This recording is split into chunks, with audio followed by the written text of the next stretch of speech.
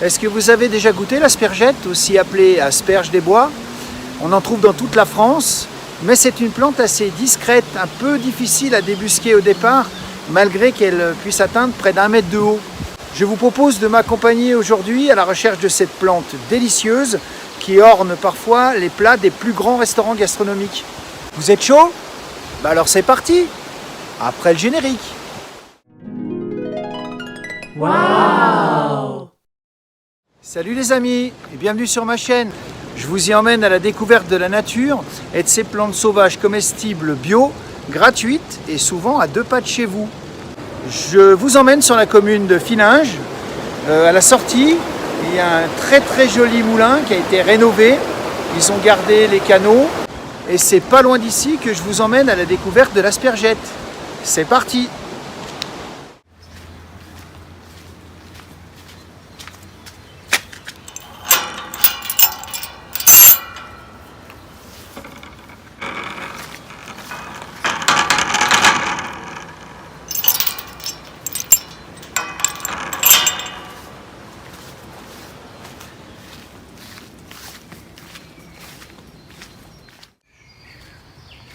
Alors dans le petit cours d'eau qu'on longe actuellement, qui est un cours d'eau artificiel, c'est un cours d'eau qui servait à alimenter le moulin au temps où il était en fonction. Il n'est pas rare de voir filer une grosse truite quand on s'approche.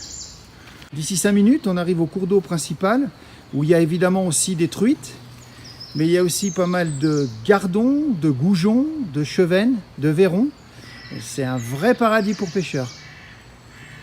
Je vous y emmènerai d'ailleurs cet été pour une petite pêche au vairon.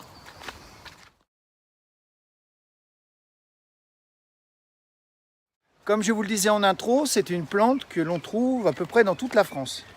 Et quand elle s'implante, on en trouve vraiment beaucoup, parce que c'est une plante qui colonise de vastes espaces, de plusieurs dizaines, voire centaines de mètres carrés.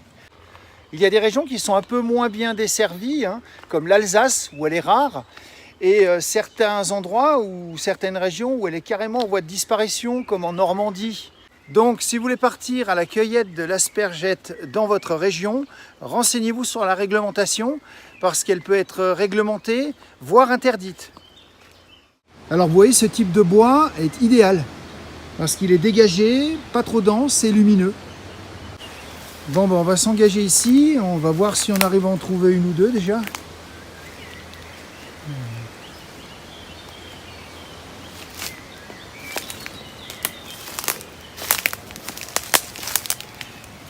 Et ben voilà la première.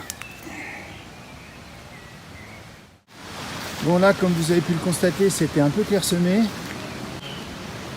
Alors là, on arrive sur un spot qui est beaucoup plus dense. Vous voyez ?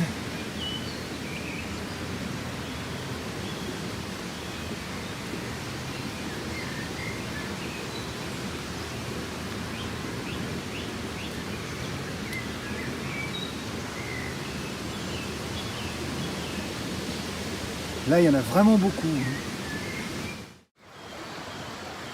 Alors, c'est pas beau ça? La nature, c'est un remède naturel à tout. Ça vous met une patate, ça vous recharge en belles énergies. Ah, quand je parle de belles énergies, il faut s'entendre. Je suis quand même pas du genre à... Oui, avec Marie-Clémentine, nous adorons faire des bains de forêt. Et j'adore parler aux arbres. Spécifiquement aux frênes, qui comme tout le monde le sait, sont beaucoup plus à l'écoute que les sapins, les petits coquins.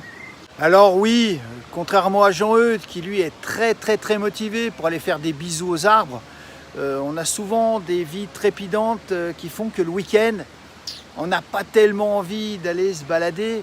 On écoute notre petit saboteur qui nous dit « Oh, vas-y, regarde Netflix, on ira la semaine prochaine ». Pour contrer cette petite voix maléfique, fixez-vous un objectif simple. Par exemple, aller ramasser des pissenlits. On en trouve partout, souvent à 2 pas de chez soi. Et vous verrez que le soir, quand vous aurez préparé vos pissenlits et que vous les mangerez, vous serez très fiers de vous. C'est gratifiant de consommer des plantes qu'on a cueillies soi-même. L'aspergette, aussi appelée asperge des bois ou encore ornithogale des Pyrénées, est une plante bulbeuse. J'ai lu dans certains ouvrages qu'elle faisait partie de la famille des asparagacées et dans d'autres qu'elle faisait partie de la famille des liliacées. Alors pour ça, je vous laisserai vous faire vous-même votre opinion.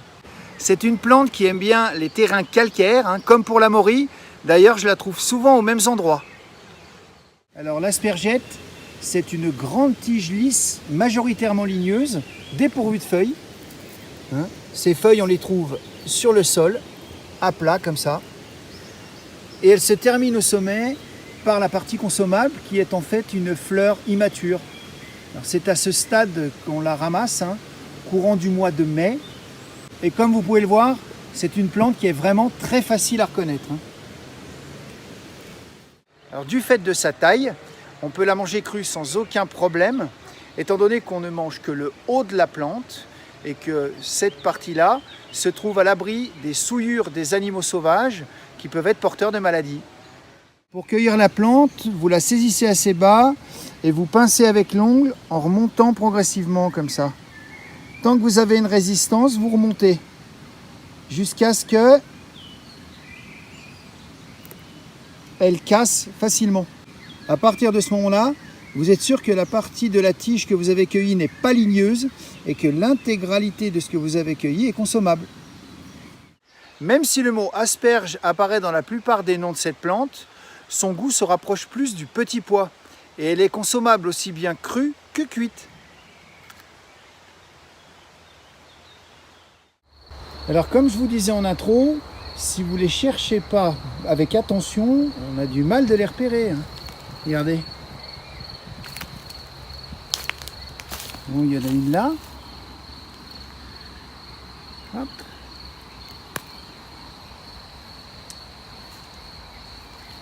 Et il y en a une ici.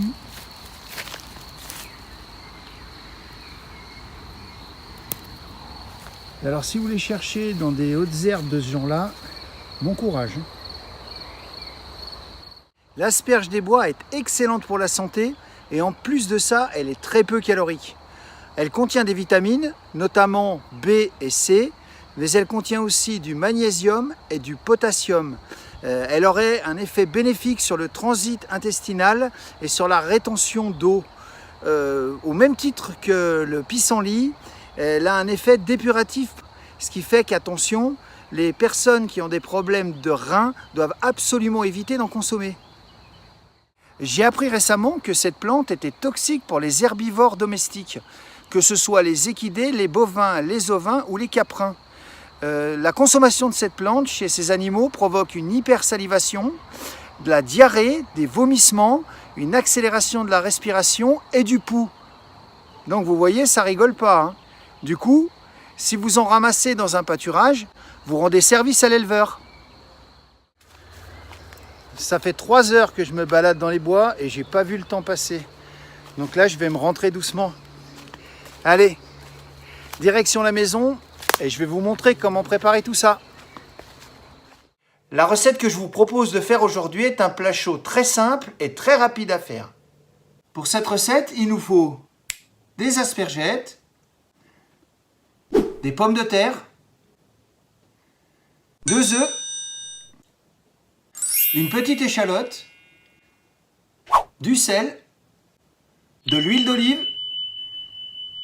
de l'huile de tournesol et de la ciboulette pour la garniture. Alors, il nous faudra aussi, et ça c'est très important pour la suite de la recette, du vinaigre. Là, il y en a 2 cuillères à soupe, c'est du vinaigre de cidre. Et il nous faudra également une vinaigrette pour mettre sur les aspergettes. Mais ça, je vous en parle un peu plus tard dans la vidéo. Je fais cuire mes pommes de terre dans de l'eau avec du sel. Pendant ce temps, j'épluche mon échalote. Je l'émince. Et je réserve. Je fais pareil avec ma ciboulette, que je réserve aussi. Et maintenant, on va passer à l'étape de la recette que certains d'entre vous pourraient redouter. On va faire des œufs pochés. Mais attention, les œufs pochés, c'est pas difficile à faire. Il suffit d'avoir la bonne méthode. Et c'est celle que je vais vous donner maintenant. Dans une casserole d'eau chaude, je mets le vinaigre. Et puis tiens, pourquoi pas un petit peu de sel. Il est là le secret des œufs pochés réussis. Le vinaigre va aider à la coagulation du blanc de votre œuf, ce qui vous fera un œuf poché bien blanc et bien rond. Au contraire, le sel empêche la coagulation. Donc ne mettez jamais de sel avec votre vinaigre pour faire des œufs pochés. L'eau est bien chaude, je verse mon œuf délicatement au centre de la casserole.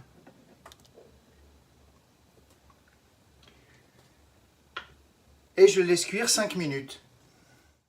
Toujours dans une casserole d'eau chaude où cette fois je vais ajouter un petit peu de sel. Je vais faire cuire mes aspergettes.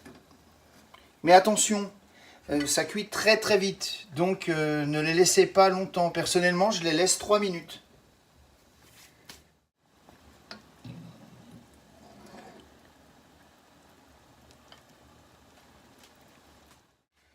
Dans une casserole chaude, versez votre huile de tournesol et mettez-y l'échalote.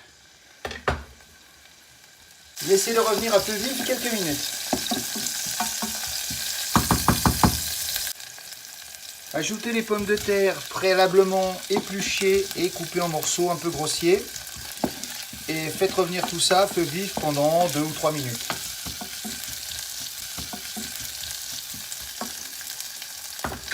Maintenant, on passe au dressage. Je commence par les pommes de terre. Elles sont revenues à feu vif 3 minutes. Elles sont un petit peu gratinées. Donc je les mets dépose ici, joliment. Voilà. J'ajoute mon œuf poché.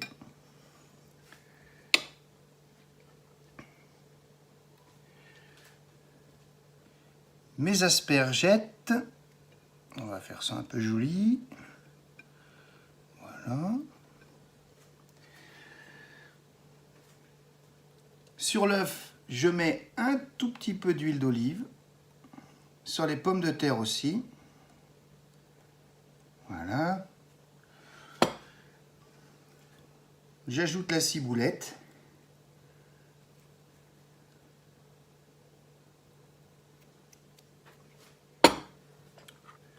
Et sur les aspergettes, la vinaigrette.